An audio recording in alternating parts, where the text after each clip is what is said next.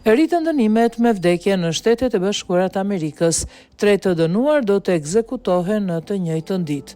Kanë kaluar 16 vjet kur 3 persona u ekzekutuan në të njëjtën ditë në Shtetet e Bashkuara të Amerikës, por të njëjtën 3 burra të dënuar për vrasje në shtete të ndryshme të Shteteve të Bashkuara të Amerikës do të përballen me dënimin me vdekje. Ekzekutimet e planifikuara të burgosurve përkatësisht nga Tennessee, Alabama dhe Oklahoma janë tregues të një rritje të ndjeshme të ekzekutimeve në të gjithë Shtetet e Bashkuara të Amerikës. Vitin e kaluar, në vitin 2025, pati më shumë se 4 herë më shumë njerëz të dënuar me vdekje sesa në vitin 2021, edhe pse juri dhe publiku amerikan në përgjithësi u bën gjithmonë dhe më të kujdesshëm ndaj përdorimit të tij.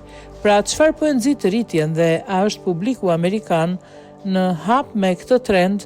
Presidenti Donald Trump ka qenë prej kohësh një mbështetës i madh i dënimit me vdekje, duke përshkruar dënimin me vdekje si një mjet thelbësor për të penguar dhe ndëshkuar ata që do të kryenin krimet dhe aktet më të urryera të dhunës vdekjeprurse kundër qytetarëve amerikan. Në vitin 2020, gjatë mandatit të tij të parë, ai dha fund një moratoriumi gati 2 dekadësh mbi dënimin me vdekje federal, duke urdhëruar 13 ekzekutime gjatë një periudhe 6 mujore, ndërsa moratoriumi u rikthye nën presidencën Biden në ditën e parë të mandatit të dytë të Trump. Në vitin 2025 ai nënshkroi një urdhër ekzekutiv që rivendosi dënimin me vdekje, megjithatë që kur ai e nënshkroi atë nuk janë kryer ekzekutime federale.